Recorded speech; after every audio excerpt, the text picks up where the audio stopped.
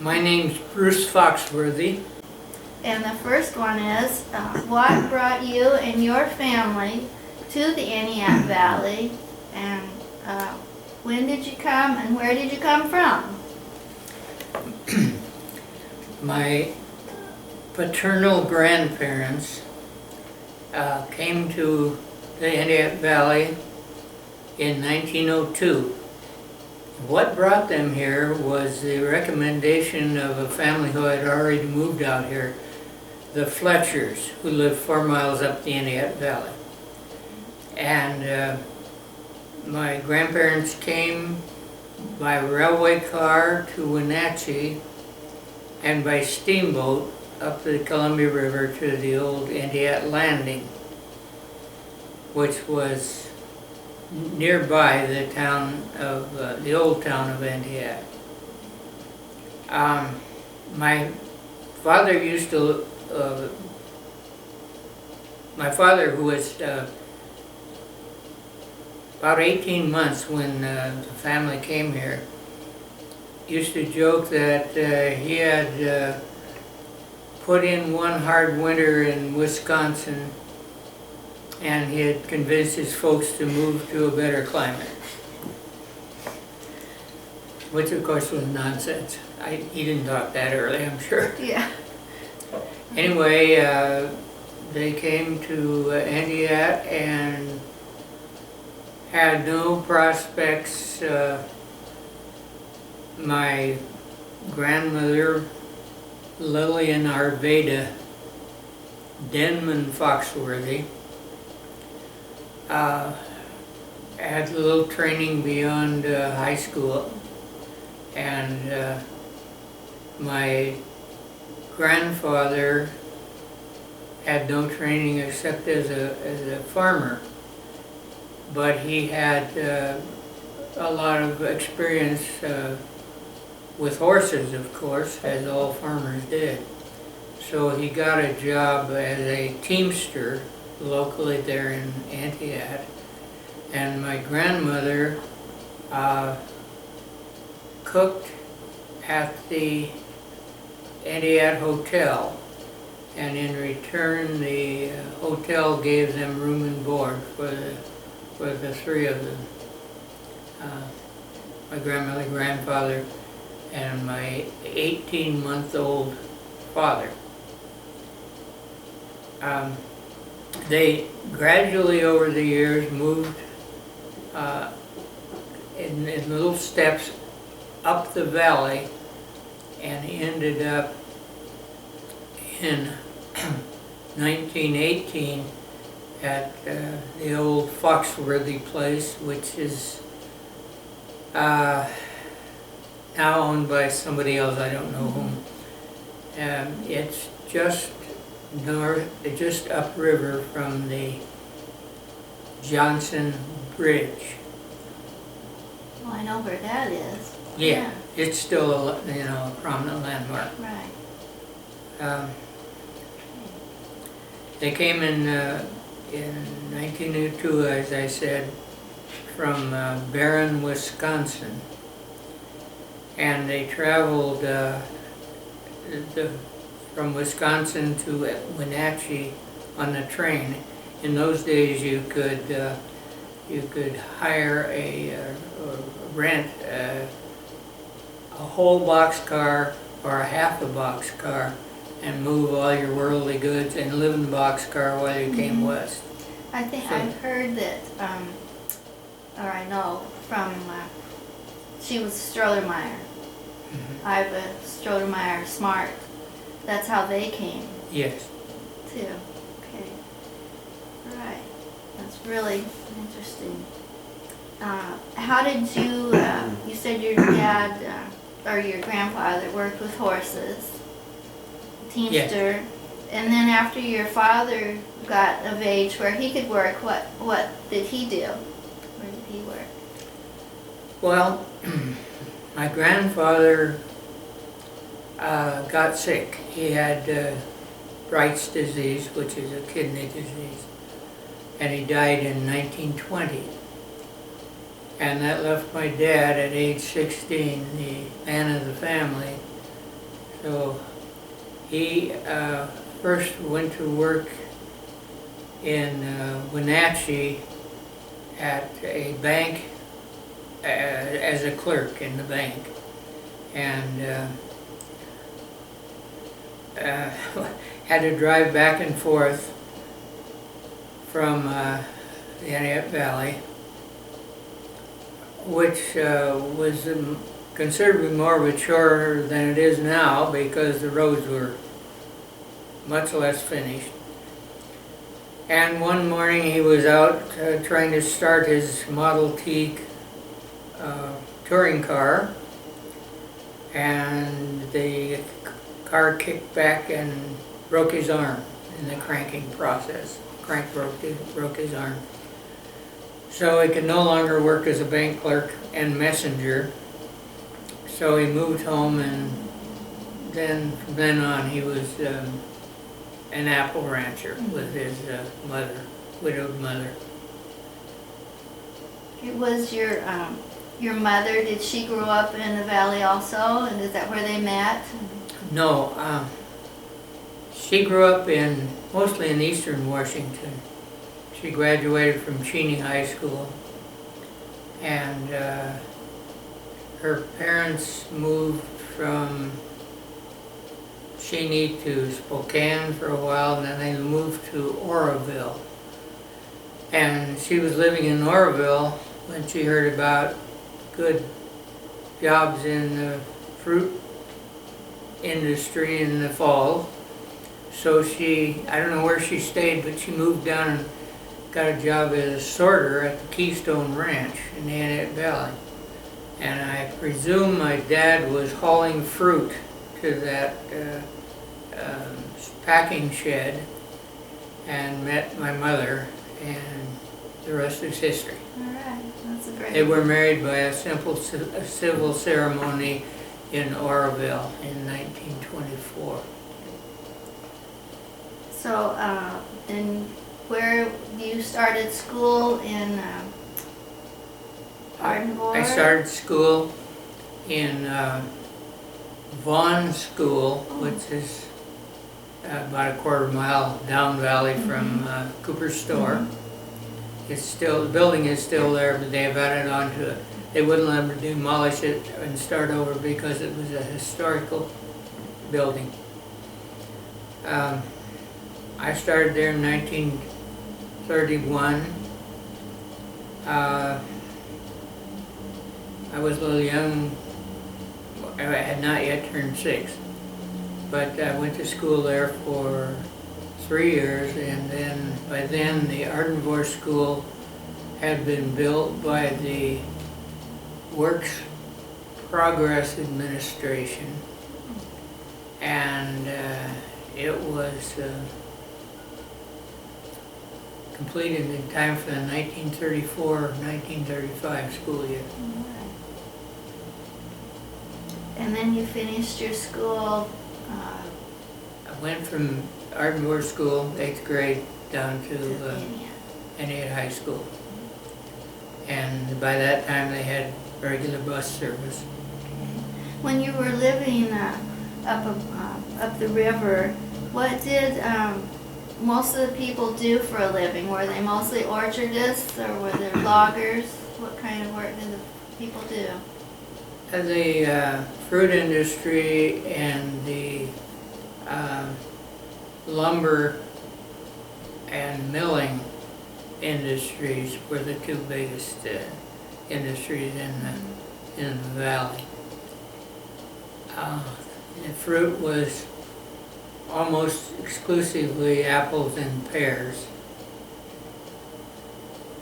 There was hardly any soft fruit grown up the valley because of the later season, I guess.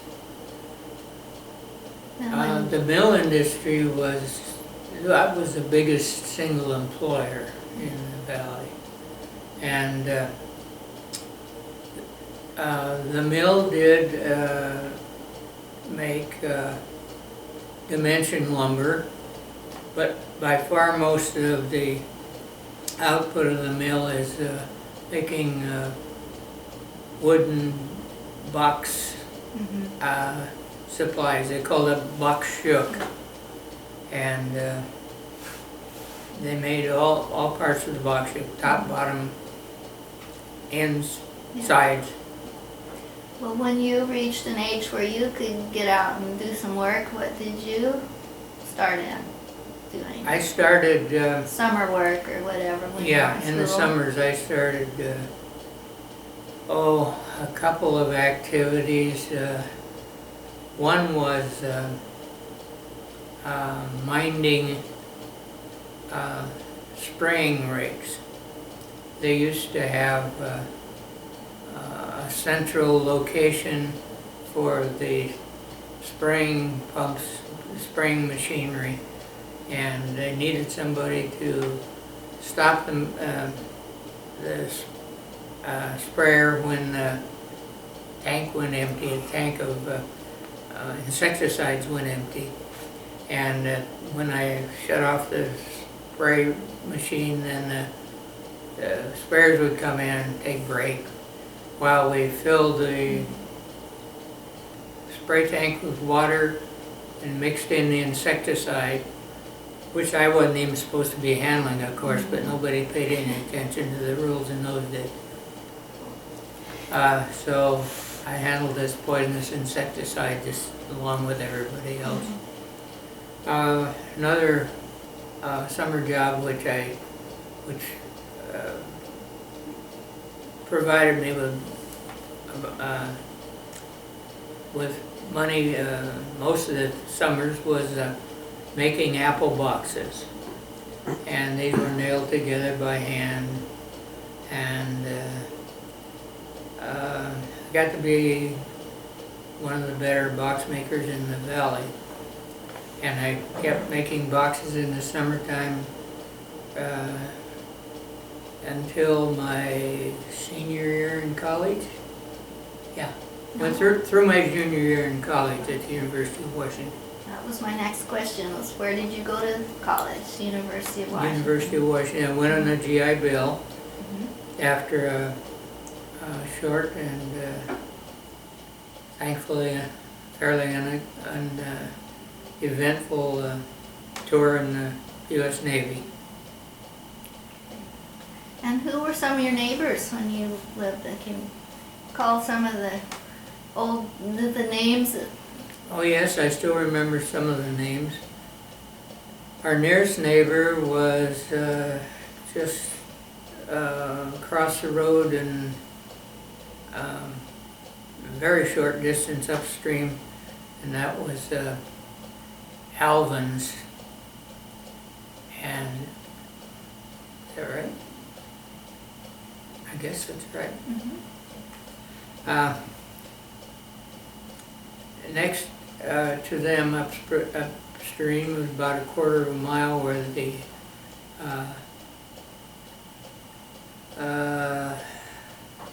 Schermerhorns, Rollo, and can't remember his wife's name right now. And one of my closest playmates, Bobby Schermerhorn. He was about a year younger than I was. Down the valley was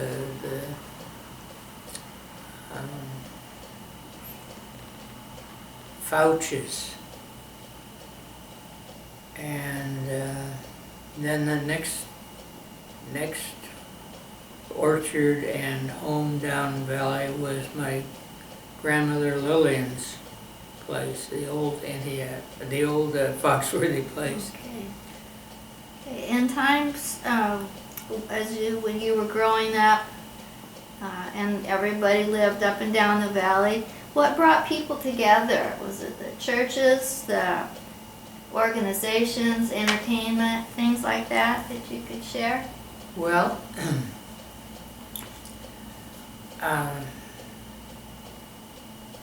of course the churches brought folks together, and there was a community hall which was located where the county shops are now above Ardenvohr School. Is that the one where they used to have dances? Have I heard Yes, they did. They had dances? everything there. Mhm. They had community meetings, they had meetings for the Townsend Plan, which was the grand plan for retirees, which preceded Social Security. And there were political rallies in the community hall, union meetings, any event, if an organization was able to bring in somebody as a lecturer, the lectures were held in the community hall. Alright. And the original one burned down. I don't remember when, and I've been unable to get any solid information about it. I remember it well, but I don't remember, it must have been gone when it burned down. Then the new one was built in about the time the Ardmore School was built, which would have been in '34. And the new one collapsed under the weight of all the tremendous snow in 1948.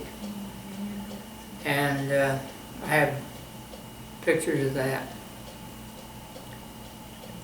When you were attending school in Entiat, did you participate in sports? Was there football, basketball, any of that kind of? Well, we didn't have anything in the way of organized sports in Ardmore School. But when I got to Entiat High School, I desperately wanted to turn out for baseball, but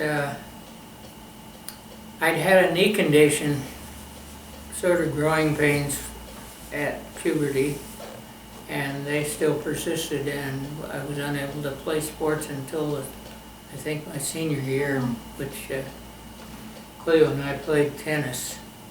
That's a good sport.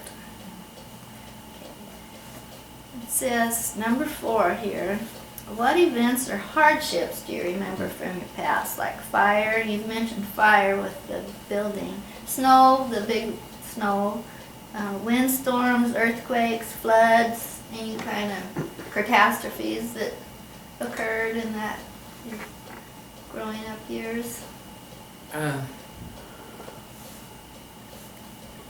The worst thing I remembered was the terrible freeze. Could I refer to my memoir book? Keep my mind Sure. on track. Can stop for a second here.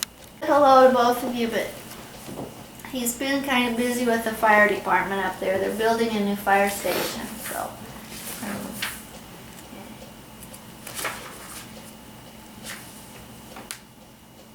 When you're ready, we'll turn the recorder back on. Oh, I already did. Oh, you already did? Just in case. If you're fine, don't worry, we can edit it out. You edit me out though, don't you? I don't. Well, somebody does. I'm technologically Oh, okay. Challenged. special, yeah. I am too. Okay.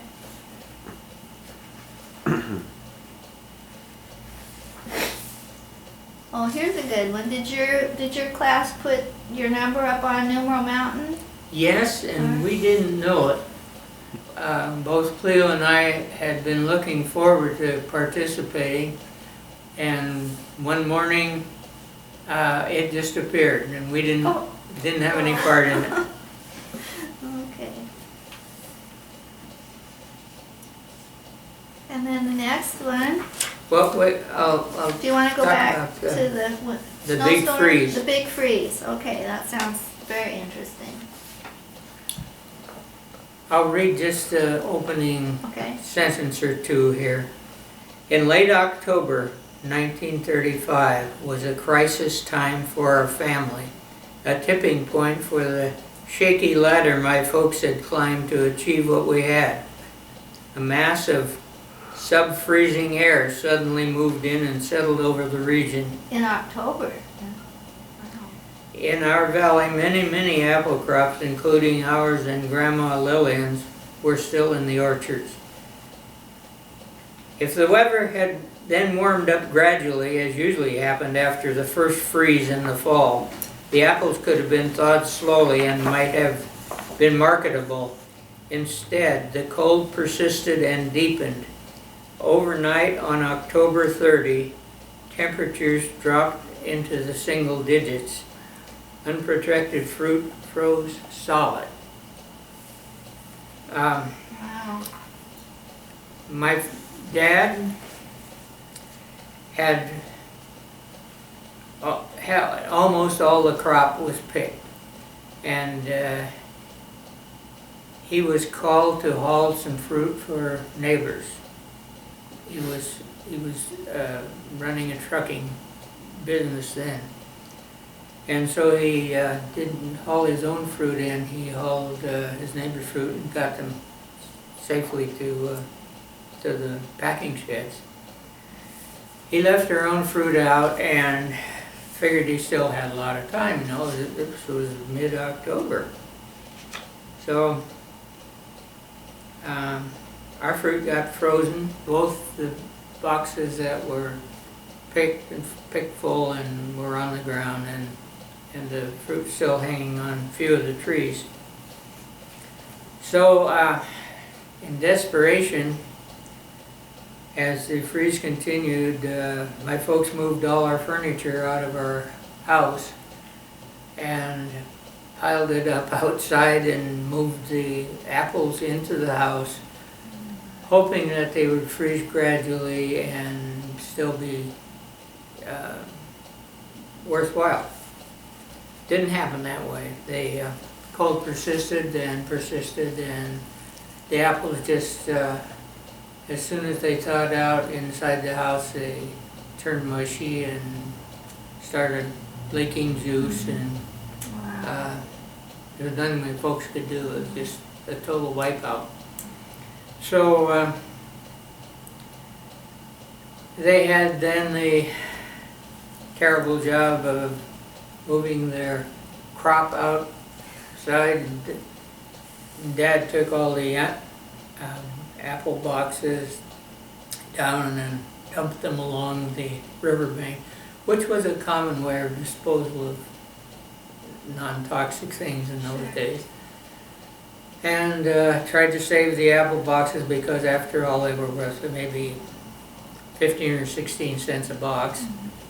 So, and the weight of all that fruit broke down the floors in the house, and so they swayed, and forever after the house smelled of cider, because everything had gotten permeated with the apple juice. All right. So that was a bad year. But you know what? During the freezing, after the mess was all fixed up and the fruit all dumped, the neighbors all had a skating party on the frozen river because it froze over entirely. The Entiat River froze solid. Yeah, so you froze could skate. solid. It froze in little benches, and you know the curved, we call it waterfall furniture. Every little bit there'd be a little waterfall, frozen waterfall, and the rocks that were not covered by the water during the freeze, but they were sticking up. We had a wonderful time skating up and down. Sounds like a wonderful time. They had in a bad they had situation. fires along the bank, and coffee and cocoa. All right. Did your family, as growing up there, have a garden? Did you hunt, fish? How did you put food on the table? Did your mother can and dry fruit and that sort of thing? Gardens were a very, very important source of our food. Every family had big gardens, and as you say, they canned everything they could can to get it through the the winter time, because we had no freezers, no refrigeration even, except the natural refrigeration in the winter. Cleo's family even canned meat. I've heard. We didn't have enough livestock. We didn't butcher enough livestock to ever can any of it. But we lived a lot. Got our winter meat a lot from illegal venison, which somebody in the family would shoot a critter, and the men would get together and dress it out, and then they would carve it up and pass it around to extended family, because we had no freezer lockers, no freezers. So, yeah, we had only the natural cooling to keep it. Did you fish? Were you close to the river? We fished in our little 10-acre strip along the river. I could usually get in the river and wade and fish and get my limit after school.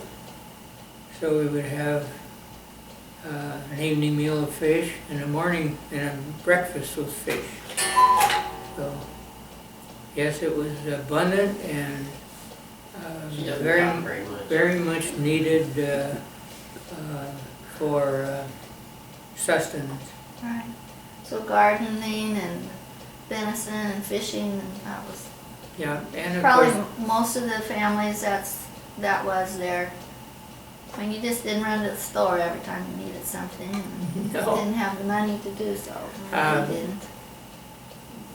most of the families also raised pigs and cows or sheep for meat.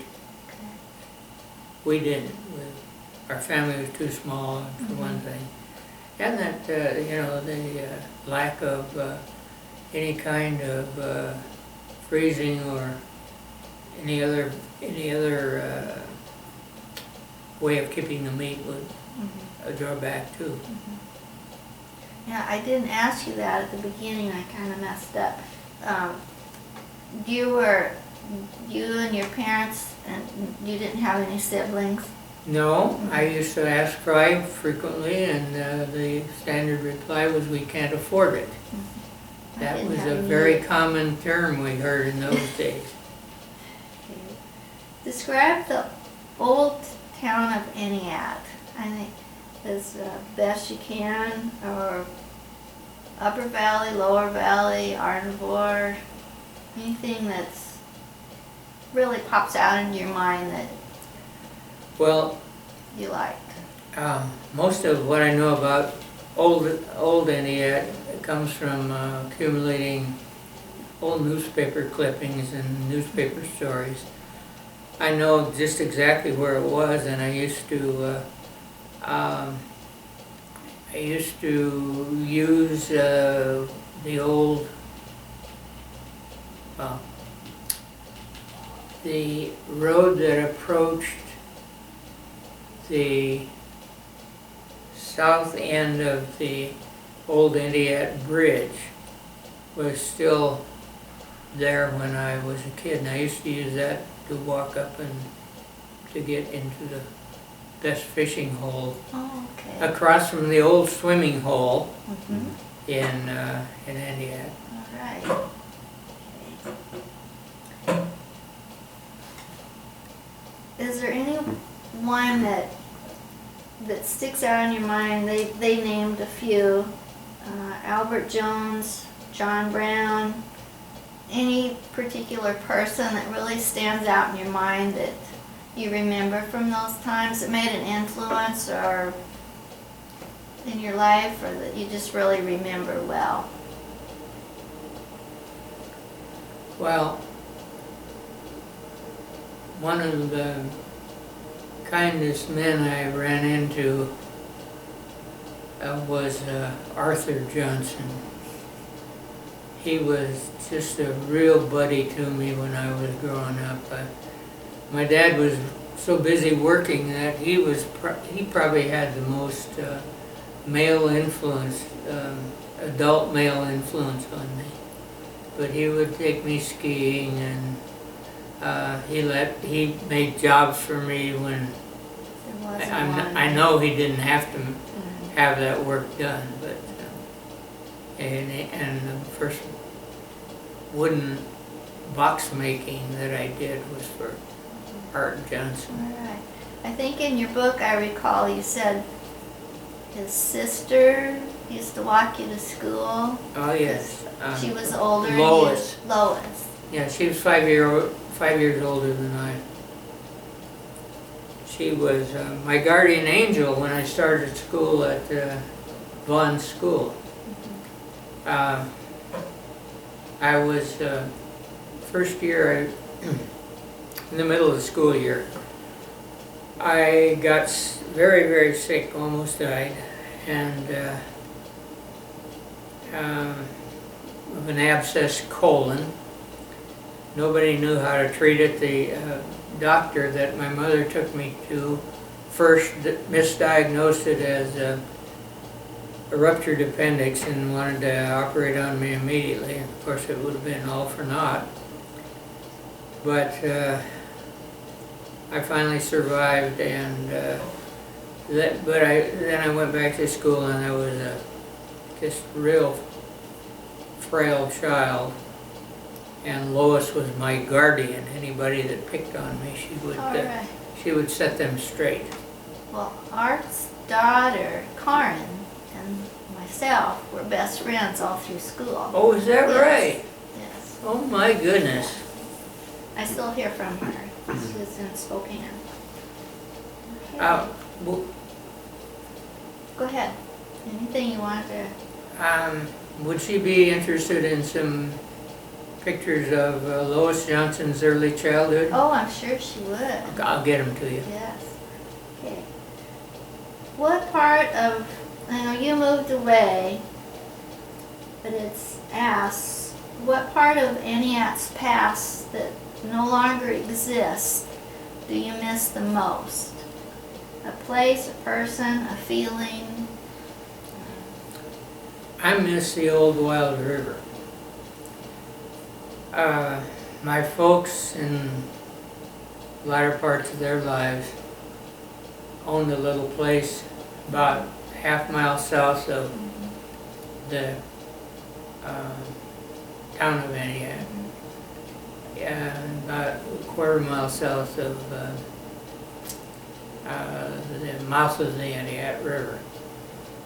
And it was right on the Columbia, and I grew in those few years that I was there, in between times in the Navy and times in school. I miss that old home more than anything, I think, because I used to so love the water. I had a canoe, and I had a dog that loved the canoe, and we would shoot the rapids that were there. Yeah, the ones that, the Entiat Rapids that were so famous for steamships going down on. Those and the smaller rapids in between all the rock Yes, I remember those. outcroppings. So I miss that most of all, and in fact I've got quite a bit of information that I'd like to pass on to the museum about the flood of 1948, and it's using my folks' place Oh, that would be good. as illustrations. Can you tell us, what was your first car? My first Your car. first car. My first car was a Model A Ford Coupe, two-door. And my dad bought it from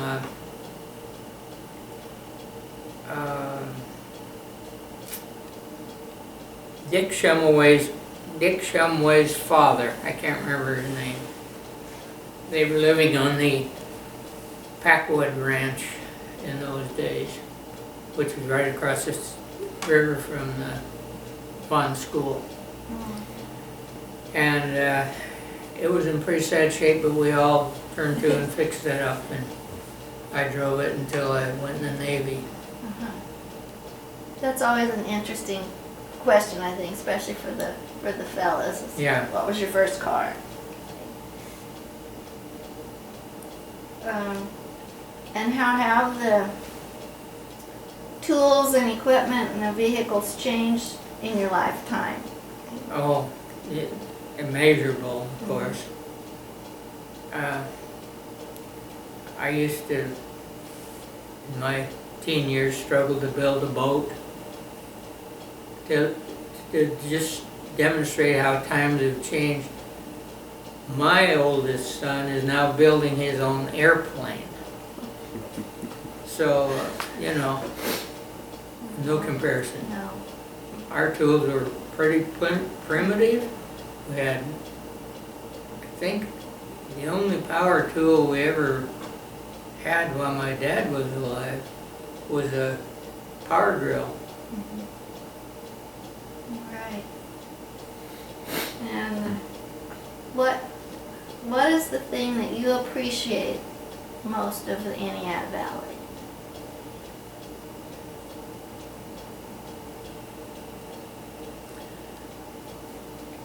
It has always been the soothing effect of the Entiat River. I just interviewed another couple last week, and that was their very same answer. They love the river.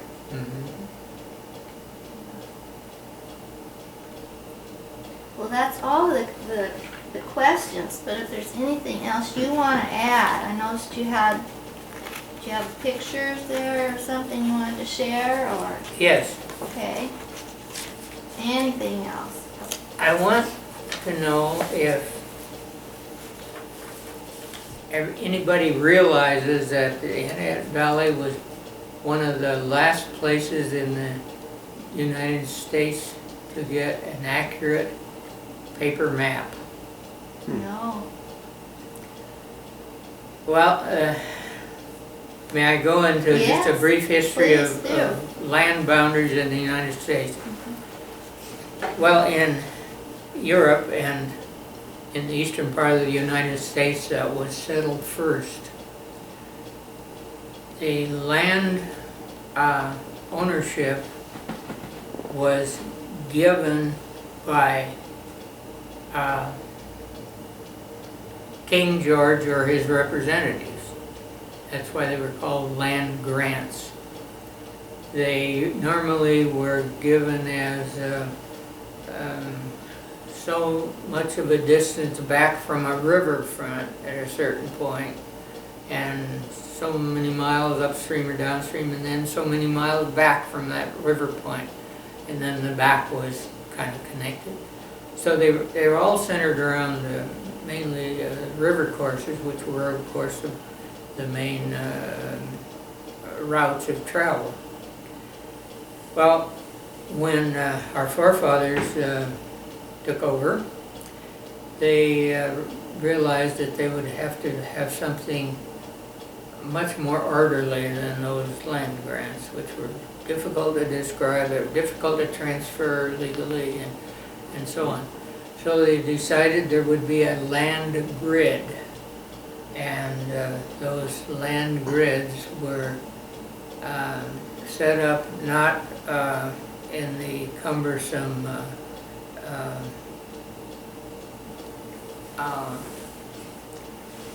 longitude and latitude that the Earth was then being divided into. So they devised this system of townships and ranges, and each township and range should be about approximately 36 square miles and be laid out from coast to coast. Well, not from where the land grants stop to where the Pacific coast ended the country. So they had a big program, the federal government, that hired surveyors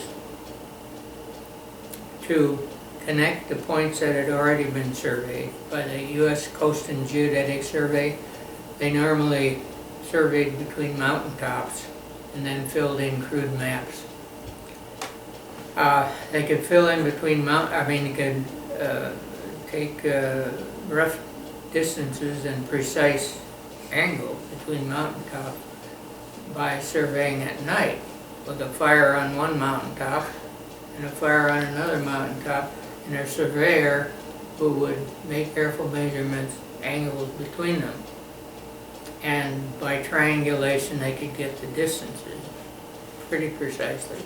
But in between was all this forested and flat land that people were describing by a system called meets and bounds. It was METES, I think, and bounds. And all that was it meant large, easily describable and discernible objects on the ground.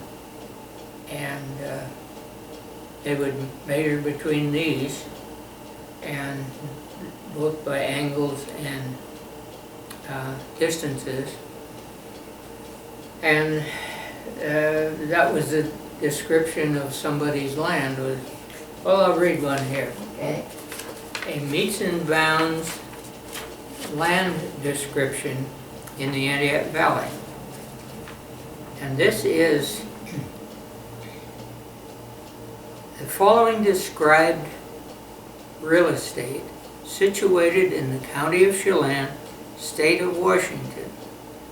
Quote, beginning at a point on the north side of the Entiat Road, about 425 feet east of the east side of a concrete pier of a bridge known as the Packwood Bridge, across the Entiat River, and said point being about 34 rods east of the half-section line running north and south in Section 19, Township 26, north, Range 20, east of the Willamette Meridian, thence east 125 feet, thence north to a north line of Section 29, thence west 125 feet, thence south to the point of beginning. Oh my goodness. This was a cumbersome way that they had to describe land before they had a good land grid. So they had to lay out the whole country east of, we'll say, the Appalachian Mountains, west of the Appalachian Mountains, in this system of townships and ranges. The township and range was approximately 6 miles by 6 miles, and inside that were 36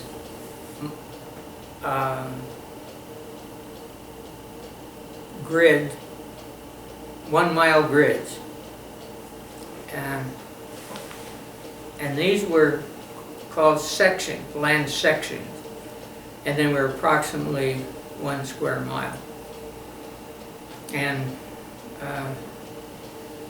that's pretty much the way the land in the Columbia Basin was remained laid out for, you know, they just talk about whole sections of wheat, a mile square, and that's quite a bit of wheat. But anyway, they finally they paid a lot of contract surveyors to lay out this grid. And I remember an old-time surveyor telling me it was easy in the Midwest. You tied a rag around your wagon wheel, you knew what the circumference of your wagon wheel was, so you could just use your compass and drive east or west, and count the turns of your wagon wheel till you had a mile worth of, of distance, and you'd drop a monument rock. And so that didn't work out in the mountainous areas. There were other complications. I gave a bunch of land to the railroad when they came through, but and the railroads would lay out their land and maybe take a little more for the railroad. Is that description there of your land that you had up the Entiat? Yes, actually, it's a description of a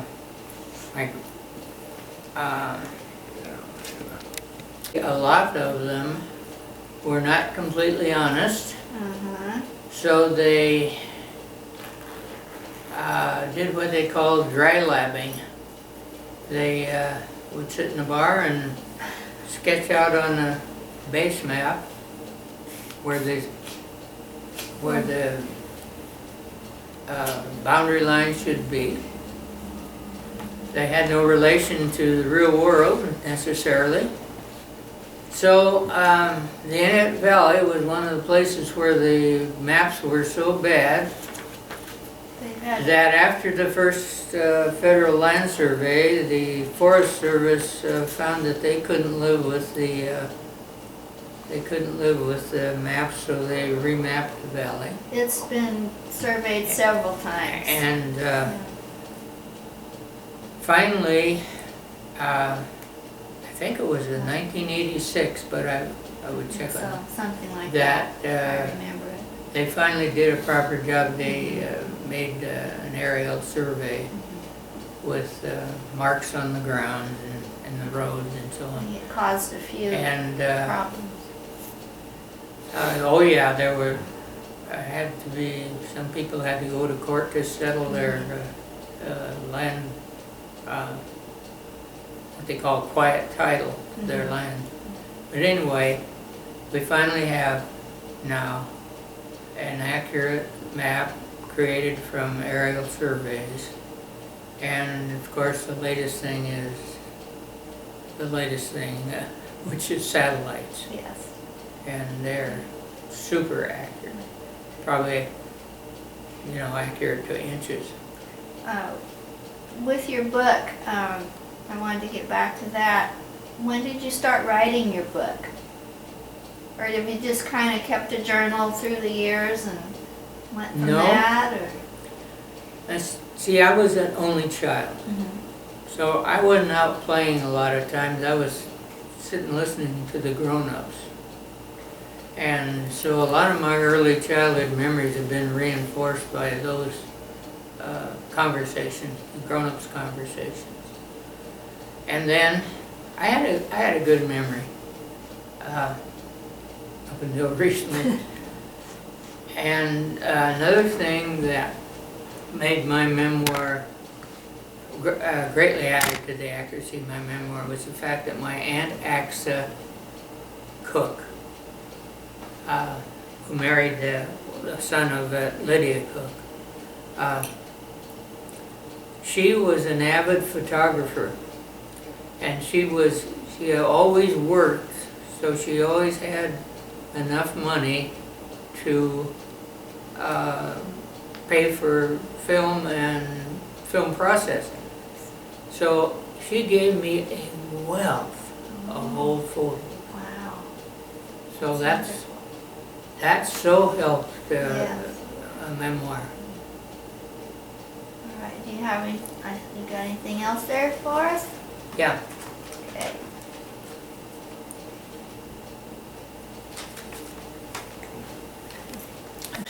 Well, those go with with the the deed paper. there. All right. We will take good care of them. Now, anything else that you could think of that you'd like to add? Well, I feel like I may have skipped over things. I thought I would just write a page or two about the Entiat flood, or the 1948 flood at Entiat, the mouth of the Entiat there, and illustrate it with a few pictures that I took of our my folks' home there on Uh-huh. the riverbank. It's surrounded by sandbags at that time. Yeah, I remember where that house was. I lived down the road about 4 miles at Van Winkle Orchards. It used Oh. to be Wagnersburg, called Yeah. Wagnersburg. That's where we lived, and I rode the school bus, so I Yeah, remember your parents' place real well. Yeah. good. Well, I was gonna get that together, but I didn't get it finished in time. Well, that's okay. You can stop by anytime to get it. No, I'll just let me know. mail it up Or to you. mail it, sure. Okay, well, do you have any questions? No, You I guys? don't. You covered everything really well. Mhm. Appreciate it greatly. Good. Yeah, we're getting quite a few people.